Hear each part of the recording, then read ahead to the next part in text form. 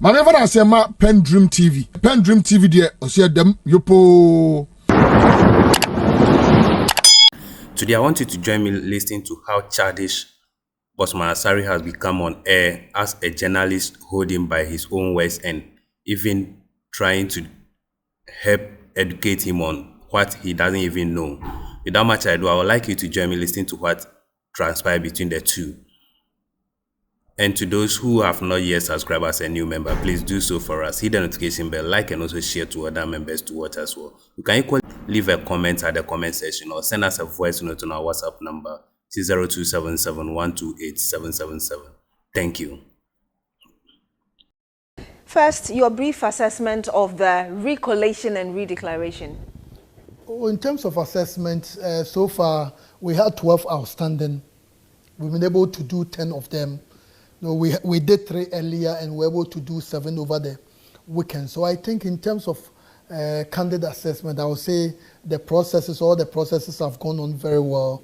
We are still left with 2 to go. We are very hopeful that we'll get it done way before the swearing in Parliament. Way before the swearing in Parliament. Doc, are you able to tell us which part of the CI 127, the constitutional instrument you used for this year's general election, it was the same you used in 2020? The same in 2020. Where in that CI that permits the Electoral Commission to recollate results and redeclare winners of parliamentary elections after they've already been declared in the constituencies? Okay, thank you. This is a very, very good question. Number one, the Constitution, Article 45, says that of all the institutions in Ghana, it's only the Electoral Commission of Ghana which is mandated to conduct and supervise. And when you are supervising the process, if the process doesn't go well, you raise issues and you address the processes. Apart from that, we have CI 127. CI 127 Regulation 43. It provides that when you are doing collation, each candidate is supposed to have 2 agents at the collation center. So anytime there are encroachers at the collation center, it undermines what the law says. Apart from Regulation 43, Regulation 48 also talks about even when agents are not present, the collation can still take place. And the 43 I mentioned, it provides some steps to be followed when you are doing the collation. So once those steps are not followed, and you have an instance whereby somebody is compelled against his or her will or under duress to declare somebody a winner, that is not acceptable as far as the commission is concerned. So that is the word of the Electoral Commission saying that your officers there were under duress? No, it's not the word of the Electoral Commission. It's the word of our officers. Okay, but our officers in those, for example, before you go, in Ablekuma North, we have 281 constituencies. And the direction we've given to our officers, you declare results with the 281 polling station results. 281 polling stations, including special voting at Ablekuma North. The first declaration was done with 219 polling stations. We'll go into all of those details. You're saying that your officers, your officers claimed that they were under duress. You said they claimed. Yes, that's what you're saying. They said they were under duress. So why didn't they go to court? Why didn't they? No, they don't go to court. No, I think what some of you, the media, you are not understanding is this. The EC is mandated to conduct and supervise to see to the conclusion of the process. So the EC must ensure that everything has been done properly. And when we are sure that everything has been done properly, if you are aggrieved, then you go to court. Let's take it step by step, Doc. You still haven't answered the question of which part of the CI allows the Electoral Commission to recollate results of constituencies and to redeclare. No, I think I mentioned, let me come back. I said CI 127, Regulation 43. It provides the framework for collation. And I will read that to you. Collation that does not follow that process is unacceptable. I will read that to you.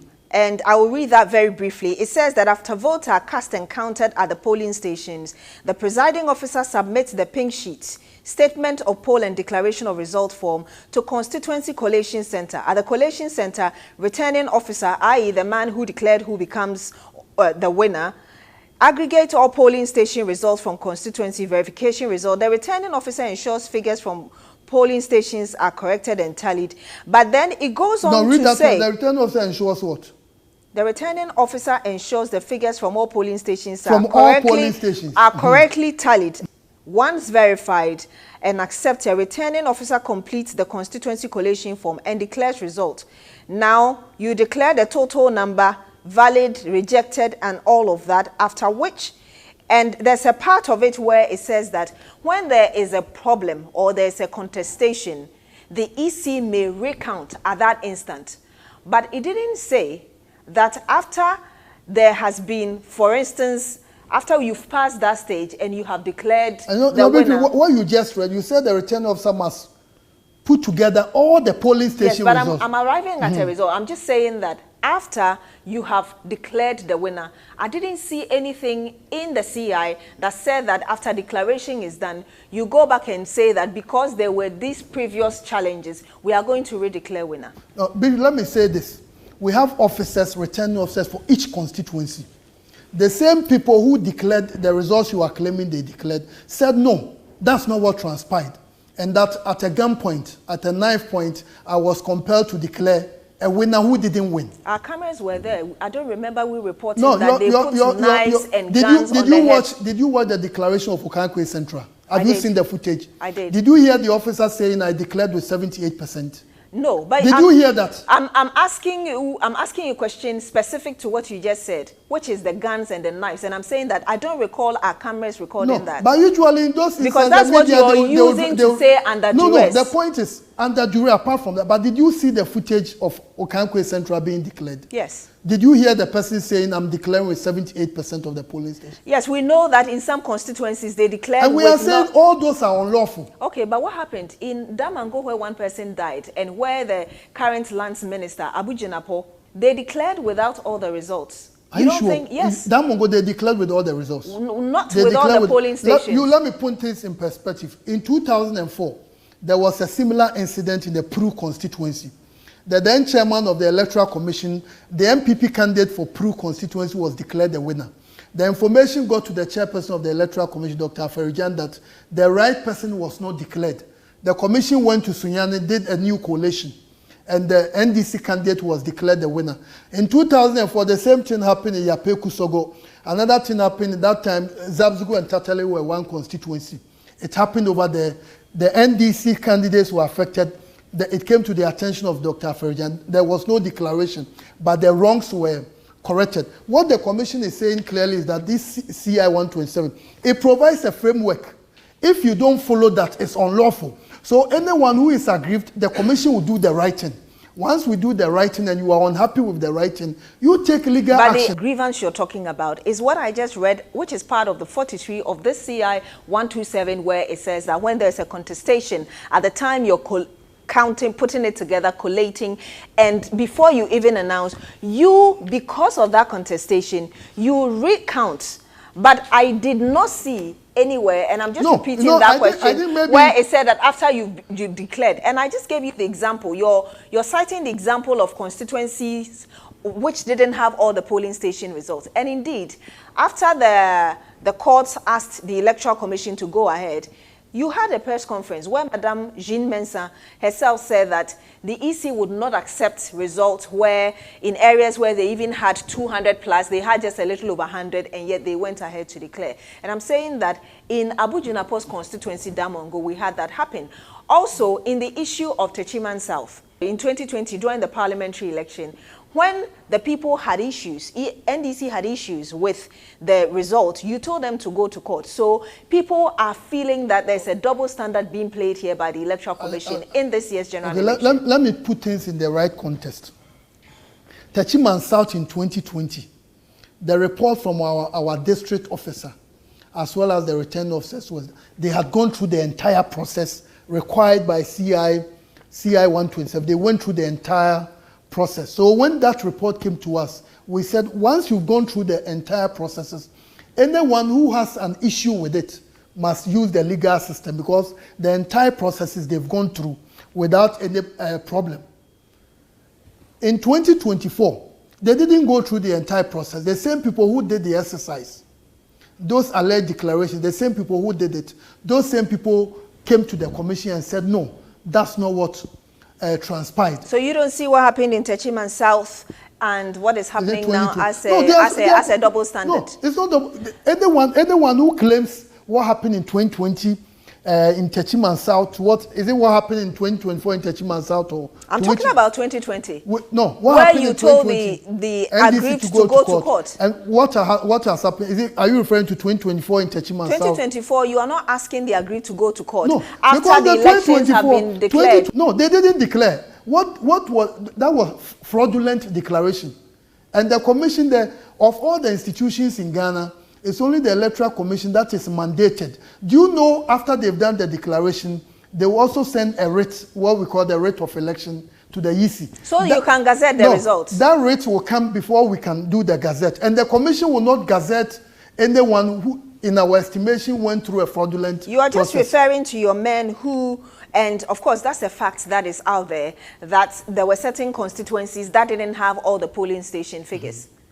And I think you mentioned that one. Yes, let those me were, so a second, those were your men. So you should be taking responsibility for your men being at a place they've been trained to do this. They know the CI, and yet they went ahead to declare. In Okankwe North, Okankwe Central, yes, the declaration was done with 78%. And what you just read from the CI, I mentioned it says all the polling stations.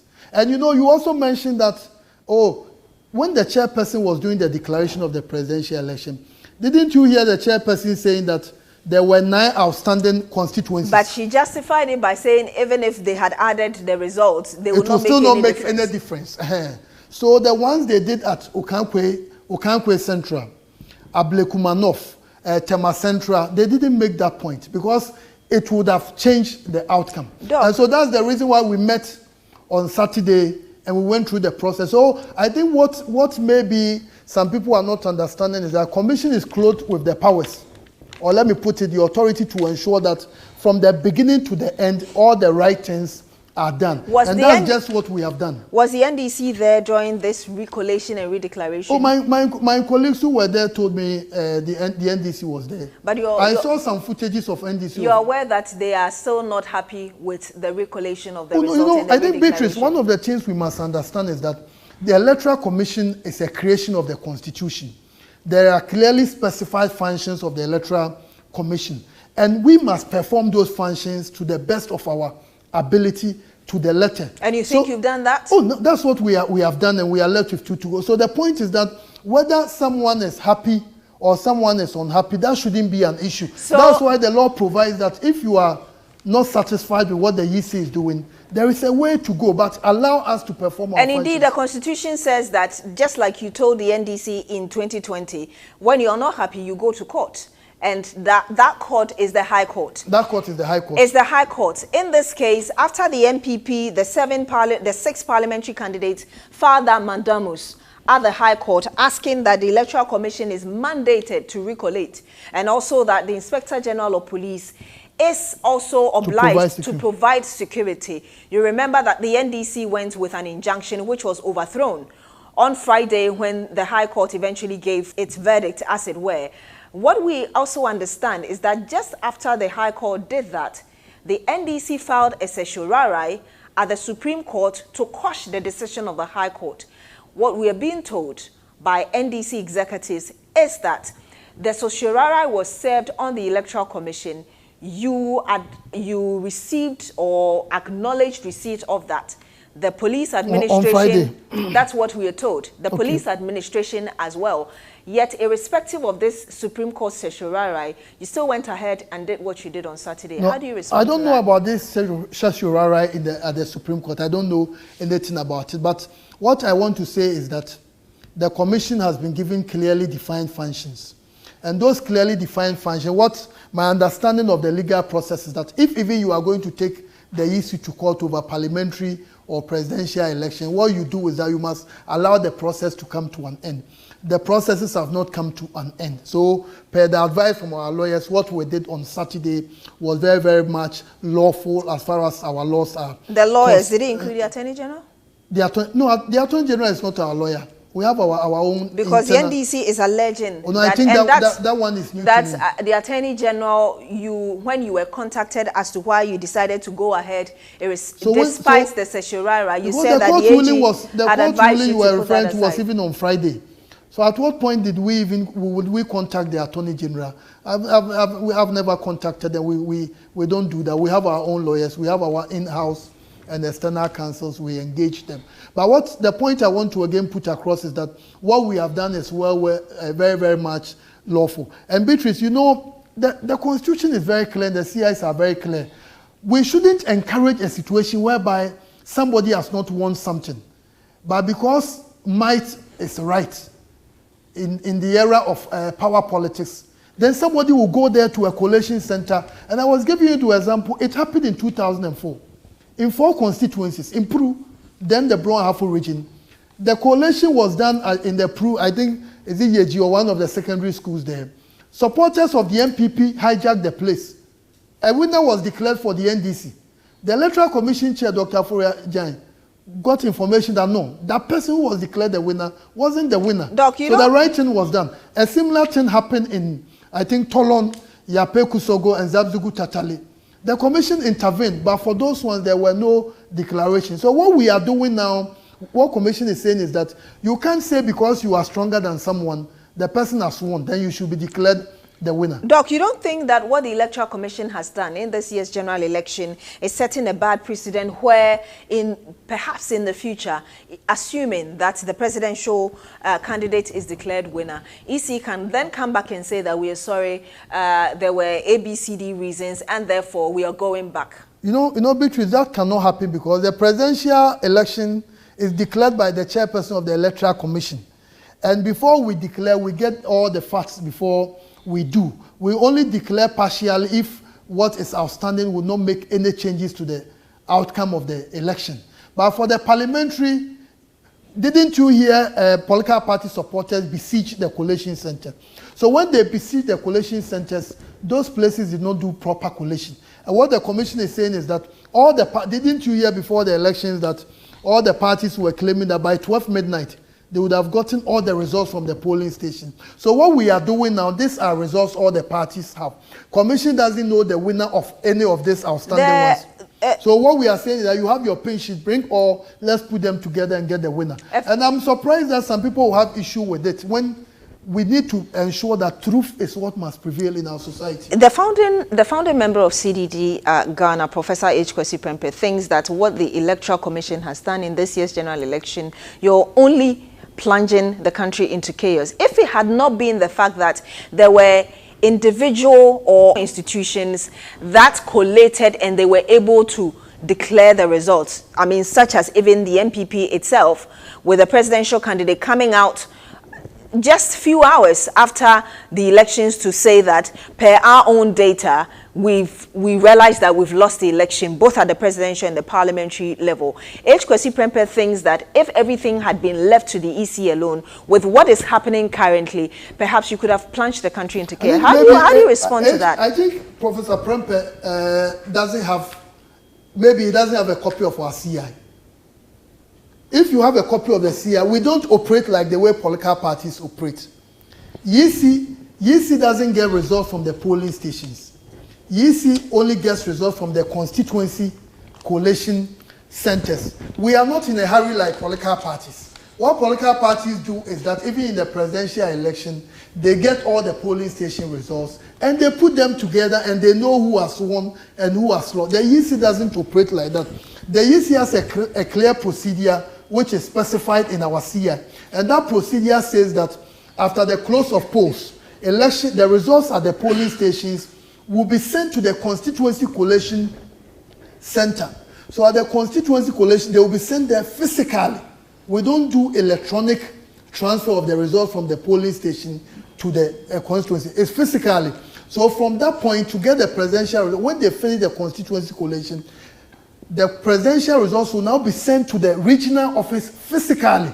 Doc, in this interview... So the parliamentary one, so that is what we do. So if you know the law, and this was what was used in 2020, so if anyone turns around and says that, oh, then the parties know. The argument Prof is making is the same question I tried to ask you about 3 times, which is that, yes, you talk about getting all the polling station results, which is clearly spelled out in the CI, but there is also the bit about having declared. There is no provision in the CI that says that after you've declared, you can then go back and redeclare. Beatrice, the EC is the one that begins and ends the process. The EC. So even after declaring, you can still go back. After declaring, the EC must do gazetting, and those are the information we use. The rich and everything. The same people you are claiming they declared, they are saying that these are not the persons, and that the evidence we have. Look at Obuasi. So why did they declare if they knew that wasn't? The reason which you said under duress. You are pretending to accept. It's not like you are pretending. You're saying to under duress. You know those things happen and you are pretending to accept. You're saying. Did you hear what happened at Tema Central? Yes, you're saying under duress. What happened at Tema Central? We have seen current videos, even of the recollation, where your officers still seemed visibly under pressure. You wouldn't call that under duress as well? You've seen those two instances. What we are saying is that the commission doesn't care who becomes president. We don't care who becomes a member of parliament. What we care about is that our processes must follow. Doc, you're not answering the question. No, I'm coming to your question. Those people, didn't you hear the Tema Central guy saying that I will not do the declaration? Did you hear that one? I heard that, but I'm just saying that his family, his wife, the children had been threatened. So he thinks that he cannot do that again. But you haven't answered the question directly. Question about what? That they were seen visibly, aside from the one who said that I'm not doing it again because of the threat. Oh, no, I didn't see that. We had our directors. I didn't see anything like that. So in this interview, you said that your lawyers told you that you sought counsel. I've not said I've never seen any sexual harassment. I've never seen anything like that. When I said that, I'm saying that our lawyers have advised us that the processes we are doing is very, very lawful. So, whether or not there was a sexual harassment, that's what you're saying. You have just mentioned it. Okay. I've not seen anything. Are you aware the NDC feels like they know that you were served and you still went ahead? They will cite you for contempt. I don't know anything about that. You just mentioned it today. The party says it might cite you for contempt. How do you react to that? The nature of our work is such that going to court is part of the process. So if anyone wants to cite us, that's well within their right to do that. But I think the point must again be made that this is a democracy we are building, and we must be committed to ensuring that the right things are done. We shouldn't, whether media, civil society, encourage any situation whereby somebody has not won. Then the person will send supporters to the polling station or to the collation center just to influence the outcome of the process.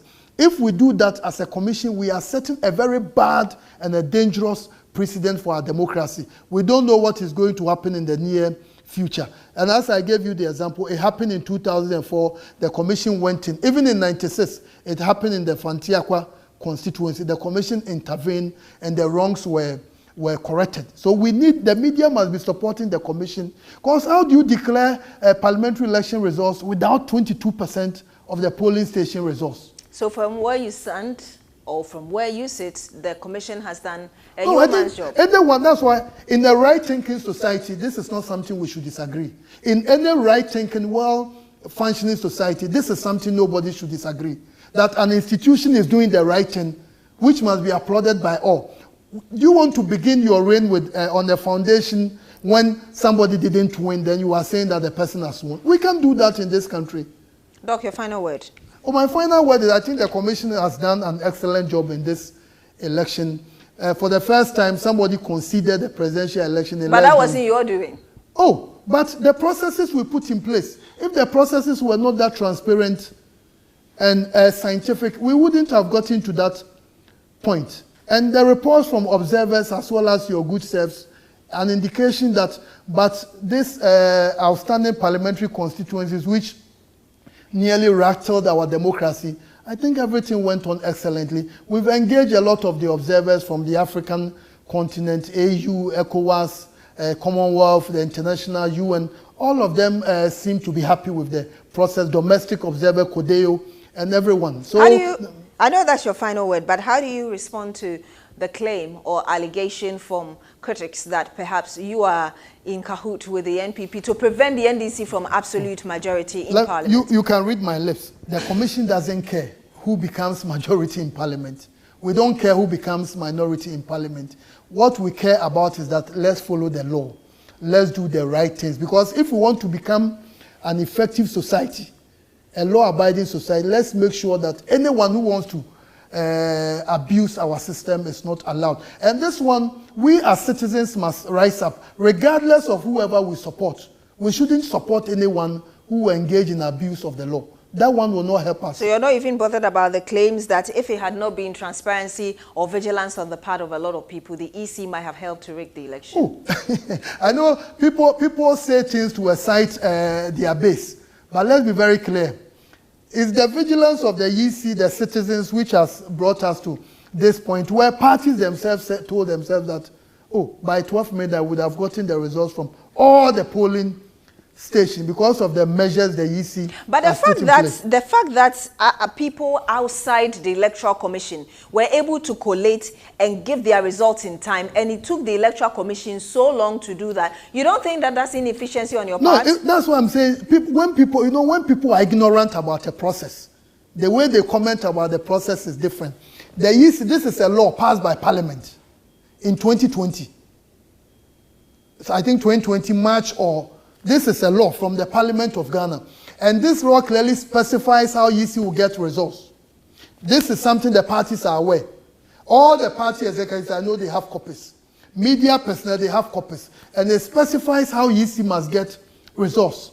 We cannot get the results like the political party. We have several levels, from the polling station physically to the constituency collation center. Maybe the question you can ask is that, because of what has transpired, what is the EC going to do differently in 2028? But currently, until we change this law, our process is such that from the polling station to the constituency, physically to the constituency, there is no electronic. I'm sure by now you've thought about that same question. Yes, so those are that. So anyone who will, based on what has transpired, to say because of that, then you don't understand the process. So from hindsight and moving away from this CI, what do you think would work better for the Electoral Commission? The Commission will meet with its stakeholders. After every election, we meet with our stakeholders to look at what was done excellently, what can be improved moving forward, what are some. So we will discuss all that. I want you to finish on your final word. I interrupted. Now, in terms of final word, I was making the point that I think the EC again has risen to the occasion. But for the few 12 outstanding constituencies which nearly rattled our democracy, we've done an excellent job. And I think all Ghanaians must be proud of what we've been able to achieve. In terms of turnout, we're expecting more than what we have seen. But I think that ours is not a compulsory voting system. We are not like, think of Argentina, Australia, some of the countries that have compulsory voting. So we will go with the numbers that showed up. And we do expect that 2028 Commission will again rise to the occasion and put Ghana again on the map. Thank you so much, Doc, for your time. My pleasure.